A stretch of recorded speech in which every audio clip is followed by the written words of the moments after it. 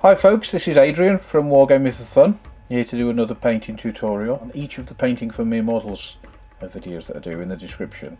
I do, encourage people to ask for specific models that they'd like to see painted as rank and file tutorials, and I've had one from 123 Captain Rex's channel over in Ireland to paint a Goblin Wolf Rider. So I happen to have some of these around. So all I've done so far, I haven't glued him on because it's easier to paint if he's not glued on, because you can get all around the model without getting paint on each other's bits. He sprayed them black and then given them a dusting of white so the camera can pick out the detail. Again, as I've repeated before, you don't need to do this stage because you can see the detail with your eyes, whereas the camera does struggle a bit. So initially I'll probably do the video in two parts. I'll do the wolf first because he's easy to do and quite quickly, and then I'll go on to the goblin himself. Okay, kicking off with wolf grey, we're going to give the wolf an even covering with this lightish grey. I'm going to make sure that the paint's not too thick, so I'll probably have to water it down a bit first to ensure that I don't lose any detail from the wolf's pelt.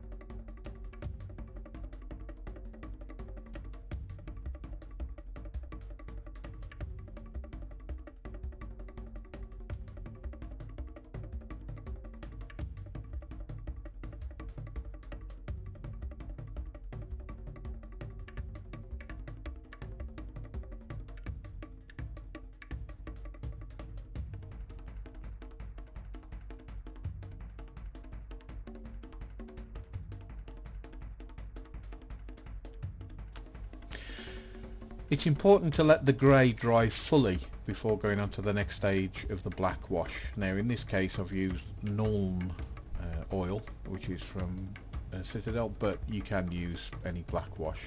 Essentially you're going over the whole grey area to give depth to the pelt, turning that grey into like a medium grey, and the crevices on the pelt, it gives it depth by making it a lot darker colour. It does work very effectively and it's very quick. You'll find that it does take a while for the black wash to dry properly.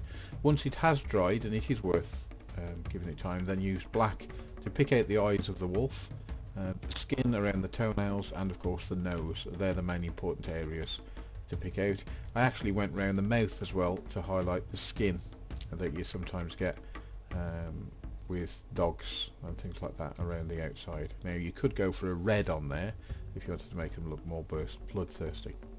On to bone white. Here I'm picking out the teeth and the claws on the wolf so that they'll really contrast with the black lining that we've just put on.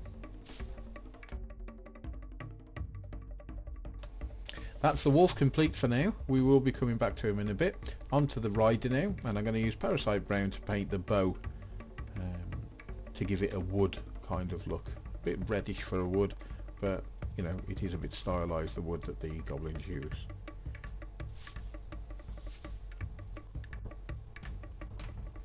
Then I'm going for a charred brown. I am going to deck him out in leather throughout, so I go through charred brown first, and all the clothing, the binding on the bow as well, I will do in a charred brown to give it that deep leather look.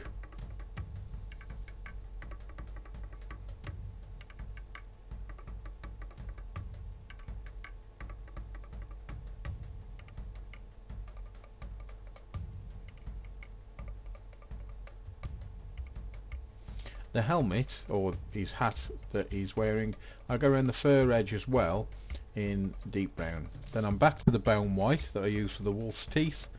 I'm going to pick out all the tie that you can see, so the binding around his legs, the binding around his arms, that you see. There's a bit of almost like a tail that he's got tied to his belt, which I'm picking out. And then I'll just give a quick light dry brush to the fur around his hat. And again, that gives the impression of depth where the fur is light and dark in the underneath. Moving on, Goblin Green. You'll see I've turned the Goblin upside down. I've obviously waited for the bow to dry, but now I'm picking out all the Goblin flesh. The reason I turned him upside down is because his feet were in the blue tack before, whereas now it's the bow which has been painted is in the blue tack, enabling me to manipulate the figure without getting my hands all over the paintwork.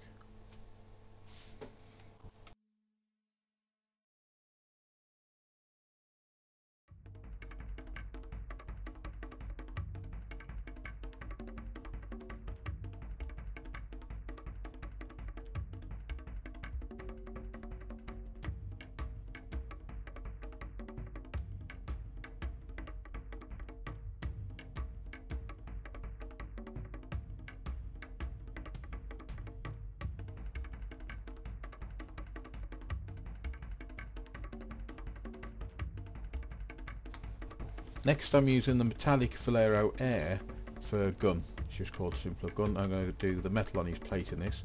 I find the metallic airs, because the flecks of metallic are smaller to go through an airbrush, they do tend to go on quite smooth, not clumpy at all.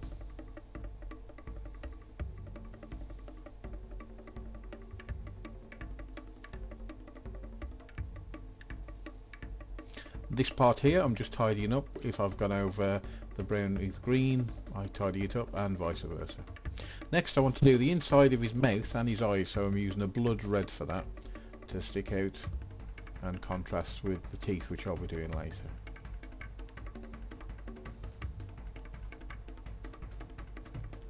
For the eyes I do tend to go round the outside and then tidy it up with the green later.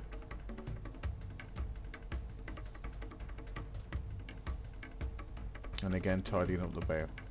Now I'm back to bone white, doing the teeth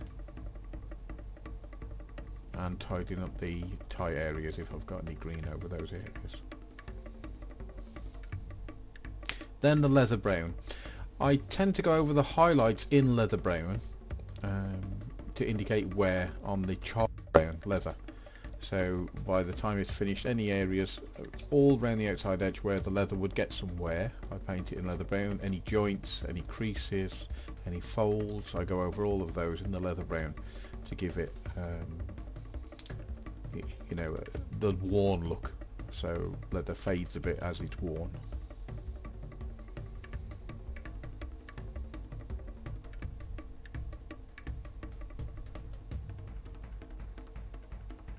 Next, the good old Devlin mud.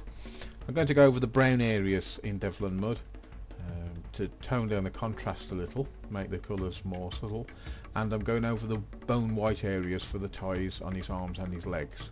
I'm also going to do the fur on his hat just to tie in the contrast. Next, back to Nuln Oil, where I'm going to go over the black areas. Sorry, I'm going over the metallic plates on his front and back, and then I'm going to finish with a green Thraka, or Thraka green. I don't know what the new name is for it out of the Valero range, but I'm giving quite a generous coating to the flesh areas to give that depth of recess for the muscle definition and the fingers and toes and things like that. It does work quite effectively. Drying time though, you could do with waiting for this to finish. Then after basing it in a sand mix, I'm painting the whole base earth to give it a nice even coverage.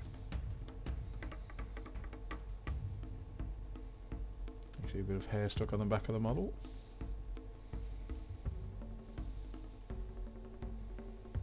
And then I'll wait for that to dry, which does take quite a while as it's a generous covering, and then I'm on to elfic flesh. You can probably get away with bone again on this, just to give it an overbrush. I could call it a dry brush, but it's a heavy overbrush. And there's the little dude on the turntable, so you can see him from all the angles. Not golden demon standard by any means, but a perfect coverage for any tabletop army, certainly Many would consider this higher than tabletop, but it's certainly good enough for your rank and file. Finishing off with a couple of photos. I hope you've enjoyed this video, folks. If you like the commentary rather than the text, let me know, and then I'll take time to do it in the future.